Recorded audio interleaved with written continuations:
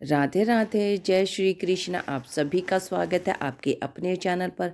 आज की वीडियो में हम जानेंगे षटतिला एकादशी व्रत कथा। एक समय दालभ्य ऋषि ने पुलसित ऋषि से पूछा कि हे महाराज, पृथ्वीलोक में मनुष्य ब्रह्म हत्या आदि महान पाप करते हैं, प्राय धन की चोरी तथा दूसरे की उन्नति देखकर ईर्ष्या करते हैं, साथ ही अनेक प्रकार के व्यसनों में फंसे रहते हैं, फिर भी उनको नरक प्राप्ति नहीं होती। इसका क्या कारण है? वे न जाने कौन सा दान पुण्य करते हैं जिनसे उनके पाप नष्ट हो जाते हैं। यह सब कृपया पूर्वक आप कहिए। पुलस्त्य मुनि कहने लगे कि हे महाभाव, आपने मुझसे अत्यंत गंभीर प्रश्न पूछा है। इससे संसार के जीवों का अत्यंत भला होगा। इस भेद को ब्रह्मा, विष्णु, रुद्र तथा इंद्र आदि भी नहीं जानते, परंतु मैं आपको यह गुप्त तत्व अवश्य बताऊंगा। उन्होंने कहा कि माघ मास लगते ही मनुष्य को स्नान आदि करके शुद्ध रहना चाहिए। इंद्रियों को वश में कर काम, क्रोध, लोभ, मोह, अहंकार, ईर्ष्या तथा द्वेष आदि का त्याग कर भगवान का स्मरण करना चाहिए।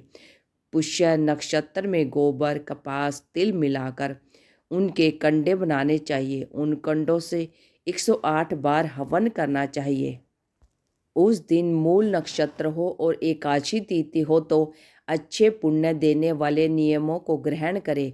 स्नान आदि नित्य क्रिया से निवृत्त होकर सब देवताओं के देव श्री भगवान का पूजन करें और एकादशी व्रत धारण करें। रात्रि को जागरण करना चाहिए।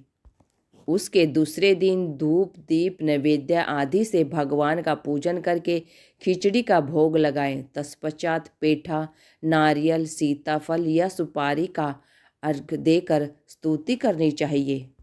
हे भगवान, आप दीनों को शरण देने वाले हैं, इस संसार सागर में फंसे हुओं का उद्धार करने वाले हैं। हे पुंडरीकाक्ष, हे भावन, हे सुब्रह्मण्य, हे पूज, हे जगतपते, आप लक्ष्मी जी सहित इस तुच्छ अर्घ को ग्रहण करें। इसके पश्चात जल से भरा कुंभ घड़ा ब्राह्मण को दान करें तथा ब्राह्मण को श्यामा गौ और तिल पात्र देना भी उत्तम है।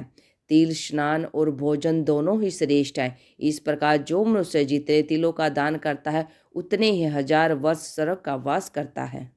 नंबर 1 तिल स्नान, नंबर 2 तिल का उबटन, नंबर 3 तिल का हवन, नंबर 4 तिल का तर्पण, नंबर 5 तिल का भोजन और 6 तिल का दान। ये तिल के 6 प्रकार हैं। इसके प्रयोग के कारण यह षटतिला एकादशी कहलाती है। इस व्रत के करने से अनेक प्रकार के पाप नष्ट हो जाते हैं। इतना कहकर पुलस्त्य ऋषि कहने लगे कि अब मुझसे इस एकादशी की कथा कहूँ। एक समय नारद जी ने भगवान श्री विष्णु से यही प्रश्न किया और भगवान ने जो षटतिला एकादशी का महात्म्य नारद जी से कहा सो मैं तुमसे कहता हूँ। भगवान ने नारद जी से कहा कि हे नारद, मैं तुमसे सत्य घटना कहता हूँ, ध्यानपूर्वक सुनो। प्राचीन काल की यह कथा है। मृत्युलोक में एक ब्राह्मणी रहती थी। वह सदैव व्रत किया करती थी।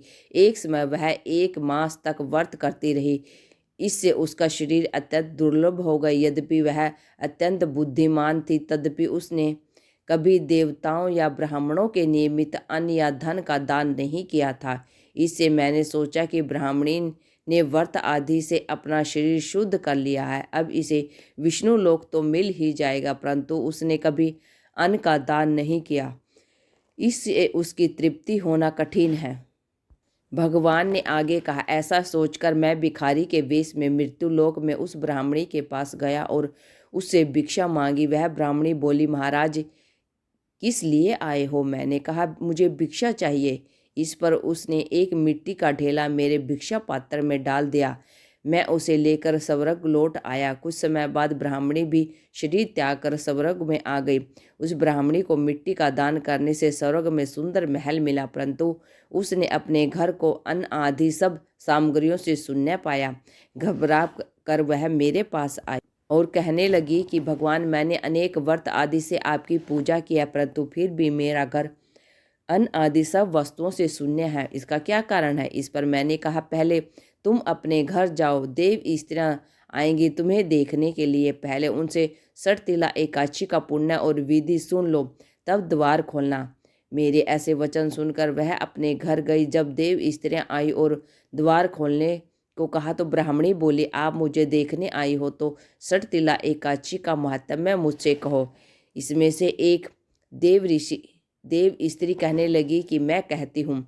जब ब्राह्मणी ने सठतिला एकादशी का महात्म्य सुना तब द्वार खोल दिया। देवांगनाओं ने उसको देखा कि न तो वह गंधर्वी है और न ही असुरी है, वरन पहले जैसी मानसूई है। इस ब्राह्मणी ने उसके कथा अनुसार सठतिला एकादशी का व्रत किया। इसके प्रभाव से वह सुंदर और रूपवती हो गई तथा उसका घर अन्न आदि समस्त सामग्रियों से युक्त हो गया।